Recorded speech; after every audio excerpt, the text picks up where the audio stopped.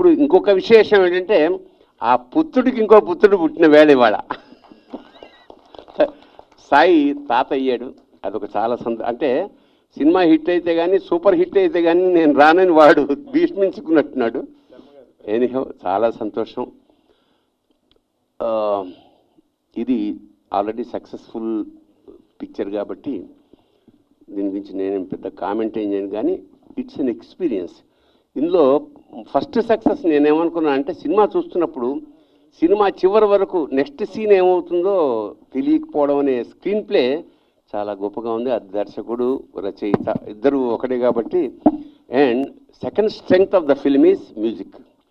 అదరగొట్టేసాడు అసలు music. It's I must appreciate Sricharan చాలా అద్భుతంగా. అంటే ఒక్కొక్కసారి ఏంటంటే మన చేతిలో ఏముండవు, అన్నీ కుదిరిపోతాయి. అలాగా అందరి పాత్రలు చాలామంది క్యారెక్టర్స్ కొత్త వాళ్ళు ఇందులో, అంటే కొంచెం పాత వాళ్ళు కొత్త వాళ్ళు మిక్స్ చేశారు. మన రవివర్మ అండి first cinema one of the best character నాకు తెలిసి ఈ మధ్యకాలంలో. ప్రతి సీన్లోనూ ఏదో ఒక ఉత్కంఠ నెక్స్ట్ ఏమవుతుందన్న ఇది కలగజేశారు. అది ఫస్ట్ హాఫ్ అంతా సైన్స్ మీద వెళ్ళి సెకండ్ హాఫ్ డివోషనల్. హీరో ఇంత ఏంటంటే ఎక్కడ సినిమాలో పాటలు లేవు.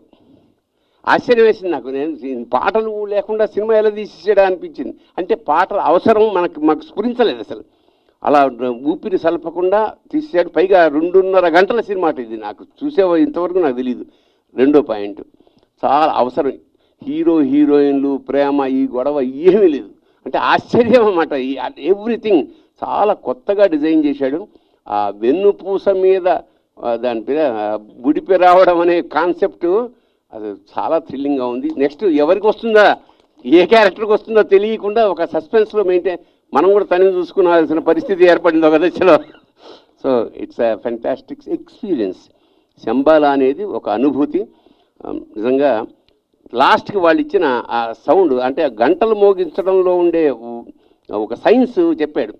యాక్చువల్గా ఎలక్ట్రానిక్ మైక్రోస్కోప్ కనుక వేసి మనం గంట దగ్గర కనుక ఆగమార్థంతు దేవానాం గమనార్థంతు రాక్షసాం అంటారు. అంటే పాజిటివ్ ఎనర్జీ రావడానికి నెగటివ్ ఎనర్జీ పోవడానికి గంట వాడతాం గుళ్ళో మనం. అది ప్రధానం. అయితే గంట కుడుతున్నప్పుడు కనుక ఎలక్ట్రానిక్ మైక్రోస్కోప్ కనుక నువ్వు ఫోకస్ చేసి పెట్టగలిగితే కొన్ని కోట్ల క్రిములు నెగిటివ్ ఎనర్జీ కుప్పగల రాలి పడిపోతాయి అన్నమాట. దట్ ఈజ్ అదే పవర్ ఓంకారానికి కూడా ఉంది. ఓంకారము గంట దగ్గరగా ఈ రెండు ఒకే పనులు చేస్తాయి, అంటే శుద్ధి చేస్తాయి అన్నమాట.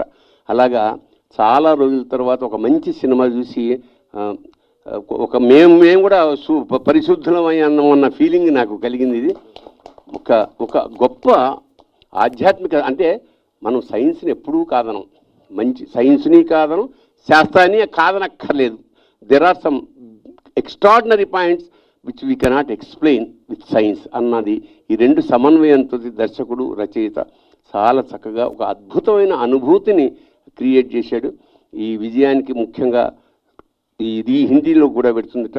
యావత్ భారతదేశం అన్ని భాషల్లోనూ చూడదగ్గ సినిమాగా నేను భావిస్తూ, ఈ సక్సెస్ ఇప్పుడే ఆగదు, ఇది ఇంకా చాలా విజృంభించి పెద్ద స్థాయిలో పెడుతుందని మనస్ఫూర్తిగా కోరుకుంటూ అభినందనలు తెలుపుకుంటూ, ముఖ్యంగా మా సాయి కళ్ళల్లో ఆనందం చాలా ఏళ్ల తర్వాత. అంటే వాడు సక్సెస్ అవ్వడం, వాళ్ళ ఫ్యామిలీ సక్సెస్ అవ్వడం, కొడుకు సక్సెస్ అవ్వడం అనేది నిజంగా ఎవరికైనా చాలా గొప్ప ఆనందం కలిగజేస్తుంది.